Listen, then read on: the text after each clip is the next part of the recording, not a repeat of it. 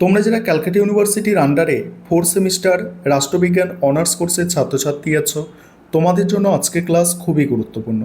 আজকে ক্লাসে তোমাদের ডিএসসিসি 8 পেপারের মডিউল 2 থেকে দুটি গুরুত্বপূর্ণ বড় প্রশ্নের উত্তর নিয়ে আলোচনা করব, যেগুলো তোমাদের পরীক্ষায় 10 বা 20 নম্বরে আসতে পারে। প্রথম প্রশ্ন থাকছে, সিদ্ধান্ত গ্রহণ কাকে বলে? প্রশাসনে সিদ্ধান্ত গ্রহণ অপরিহার্য, আলোচনা করো। প্রথমে ইন্ট্রোডাকশন অর্থাৎ ভূমিকা। লোকপ্রশাসন মূলত মানুষের কল্যাণের জন্য গৃহীত বিভিন্ন কার্যাবলীর সমষ্টি, আর এই প্রশাসনিক কাজের অন্যতম প্রধান ভিত্তি হল সঠিক ও সময় উপযোগী সিদ্ধান্ত গ্রহণ করা। যে কোনো সংগঠন বা আধুনিক রাষ্ট্র পরিচালনার ক্ষেত্রে প্রতিটি মুহূর্তে একাধিক বিকল্প পথের মধ্যে থেকে উপযুক্ত পথ বেছে নিতে হয়। প্রখ্যাত রাষ্ট্রবিজ্ঞানী হারবার্ট সাইমন যথার্থই বলেছেন, প্রশাসনিক প্রক্রিয়ার হৃৎপিণ্ড হলো সিদ্ধান্ত গ্রহণ, অর্থাৎ সিদ্ধান্ত গ্রহণ ছাড়া কোনো প্রশাসনিক কাজের সূচনা ও সফল বাস্তবায়ন কোনোভাবেই সম্ভব নয়। এবারে সিদ্ধান্ত গ্রহণ বলতে কি বোঝো সেটাকে বুঝে নাও। সাধারণ অর্থে সিদ্ধান্ত গ্রহণ বলতে বোঝায় নির্দিষ্ট কোনো লক্ষ্য অর্জনের উদ্দেশ্যে একাধিক সম্ভাব্য বিকল্পের মধ্যে সবথেকে যুক্তিযুক্ত এবং উত্তম বিকল্প বেছে নেওয়া। প্রশাসনে একটি কাজ কিভাবে সুসম্পন্ন হবে, কে করবে, কখন করবে, তার রূপরেখা তৈরি করাকেই সিদ্ধান্ত গ্রহণ বলা হয়। এটি একটি সচেতন, যৌক্তিক ও মনস্তাত্ত্বিক প্রক্রিয়া।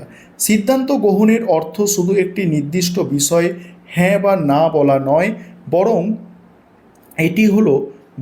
এটি হলো পরিস্থিতির গভীরভাবে বিশ্লেষণ করা, মূল সমস্যা চিহ্নিত করা এবং সমাধানের সেরা পথটি বিচার বিবেচনা করে গ্রহণ করা। সিদ্ধান্ত গ্রহণের পূর্বে প্রশাসনকে প্রতিটি বিকল্প সুবিধা অসুবিধা মূল্যায়ন করতে হয়। এর মাধ্যমেই প্রশাসনের ভবিষ্যৎ কাজের সঠিক দিক নির্দেশনা পাওয়া যায় এবং অযাচিত ভুলভ্রান্তি এড়ানো সম্ভব হয়।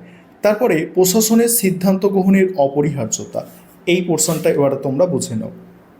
এখানে একজন যে প্রখ্যাত চিন্তাবিদ বলেছেন যে প্রশাসন যা কিছু করে তা সিদ্ধান্ত গ্রহণের মাধ্যমেই করে থাকে। নিচে প্রশাসনের সিদ্ধান্ত গ্রহণের অপরিহার্যতা যুক্তি সহ আলোচনা করা হলো। প্রথম পয়েন্ট এখানে আছে কি, সুনির্দিষ্ট লক্ষ্য বাস্তবায়ন। প্রশাসনের মূল উদ্দেশ্য হলো রাষ্ট্রের জনকল্যাণমূলক নীতি ও লক্ষ্যগুলিকে যথাযথভাবে বাস্তবায়িত করা। কোন পথে অগ্রসর হলে খুব সহজে এবং দ্রুত এই লক্ষ্য পূরণ সম্ভব হবে তা একমাত্র সঠিক সিদ্ধান্ত গ্রহণের মাধ্যমে স্থির করা যায়।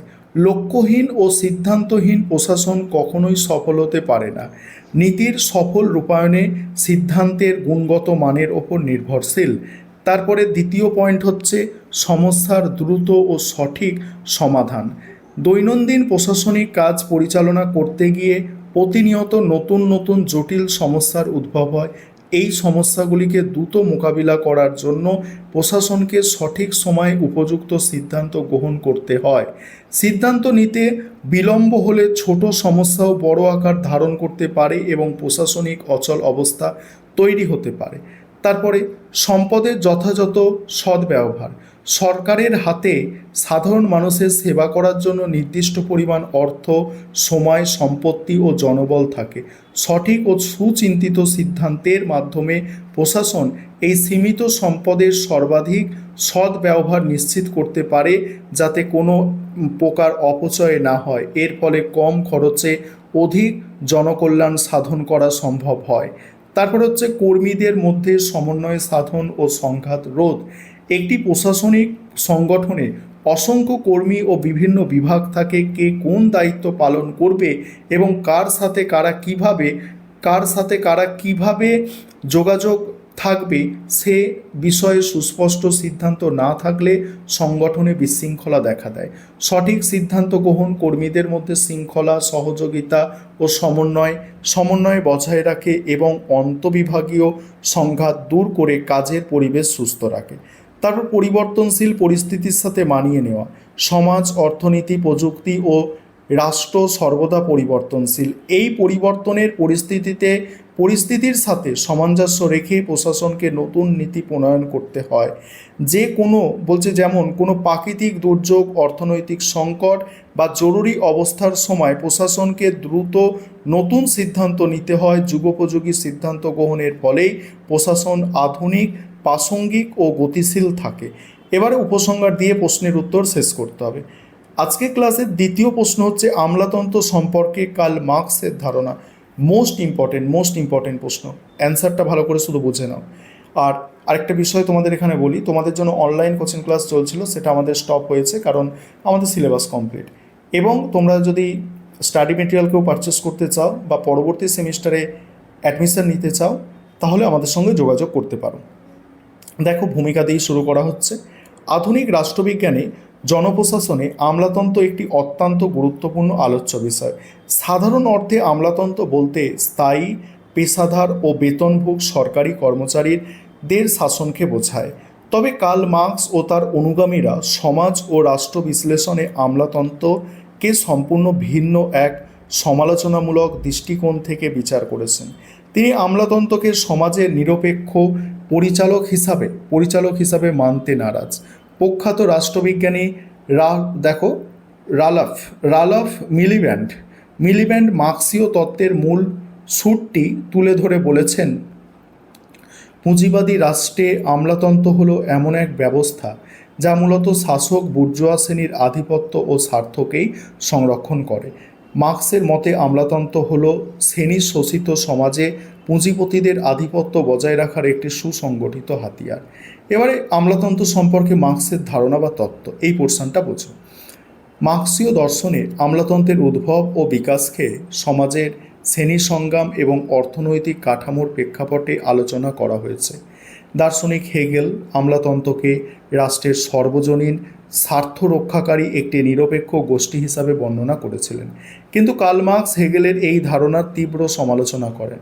মার্কস মনে করেন রাষ্ট্র কোনো সর্বজনীন প্রতিষ্ঠান নয়, এটি শাসক শ্রেণীর স্বার্থ রক্ষার একটি রাজনৈতিক যন্ত্র, আর আমলাতন্ত্র হলো সেই রাষ্ট্রের একটি অপরিহার্য দমনমূলক অঙ্গ।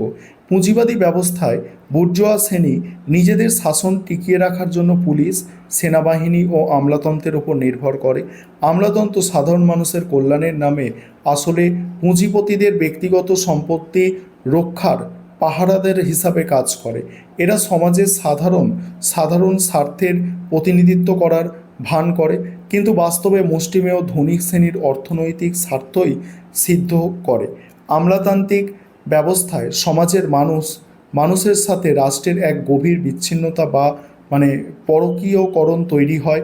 আমলারা নিজেদের একটি বিশেষ সুবিধাপ্রাপ্ত উচ্চতর শ্রেণী হিসাবে প্রতিষ্ঠা করে এবং রাষ্ট্রের সমস্ত ক্ষমতা নিজেদের হাতে কুক্ষিগত করে রাখে। তারা প্রশাসনের কাজকে এক ধরনের গোপনীয় রহস্যে পরিণত করে। প্রখ্যাত রাষ্ট্রবিজ্ঞানী মার্টিন অ্যালবো মার্ক্সীয় তত্ত্বের ব্যাখ্যা দিতে গিয়ে যথার্থই বলেছেন, মার্ক্সের মতে আমলাতন্ত্র হল পরকীয়করণের একটি নির্দিষ্ট রূপ, যেখানে মানুষের সামাজিক ক্ষমতা তাদের ওপরই আধিপত্য বিস্তার করে। আমলারা রাষ্ট্রীয় প্রশাসনকে তাদের ব্যক্তিগত সম্পত্তি বলে মনে করে এবং কঠোর নিয়মকানুনের জালে সাধারণ মানুষকে আবদ্ধ করে রাখে। এর ফলে প্রশাসনের ওপর থেকে সাধারণ মানুষের নিয়ন্ত্রণ সম্পূর্ণ হারিয়ে যায় এবং মানুষ রাষ্ট্রের কাছে অসহায় হয়ে পড়ে। তারপরে কি বলা হচ্ছে দেখো, সমাজ পরিবর্তনের ক্ষেত্রে মার্ক্স আমলাতন্ত্রকে একটি চরম নেতিবাচক ও বাধা সৃষ্টিকারী রক্ষণশীল শক্তি হিসাবে চিহ্নিত করেছেন। আমলাতন্ত্র কখনোই সমাজের মৌলিক পরিবর্তন বা বৈপ্লবিক রূপান্তর চায় না, কারণ স্থিতাবস্থা বজায় রাখার মাধ্যমেই তাদের অস্তিত্ব, ক্ষমতা, সুযোগ সুবিধা নির্ভর করে। তারা নতুন চিন্তাধারা ও সমাজ পরিবর্তনের যে কোনো উদ্যোগকে নিয়মকানুনের বেড়াজালে আটকে দেয়। তাই প্রোলেতারিয়াত বা শ্রমিক শ্রেণীর বিপ্লবের প্রধান কাজ শুধু রাষ্ট্র ক্ষমতা দখল নয়, বরং পুরানো বুর্জোয়া আমলাতান্ত্রিক কাঠামোর সম্পূর্ণরূপে ভেঙে ফেলা। প্যারিস কমিউনের অভিজ্ঞতার উপর ভিত্তি করে মার্ক্স বিশ্বাস করতেন, সাম্যবাদী সমাজে যখন শ্রেণী দেখো শ্রেণীবিভাজন থাকবে না, তখন রাষ্ট্রের বিলুপ্তি ঘটবে এবং তার সাথে এই দমনমূলক আমলাতন্ত্রেরও অবসান ঘটবে। তখন সমাজের কাজ পরিচালিত হবে সাধারণ মানুষের প্রত্যক্ষ ও সক্রিয় অংশগ্রহণের মাধ্যমে। এবারে উপসংহার দিয়ে তোমাদের প্রশ্নের উত্তর শেষ করতে হবে। এইভাবে ভালো করে প্রশ্নের উত্তরগুলো গুছিয়ে পরীক্ষায় লেখো, অবশ্যই ভালো নম্বর পাবে।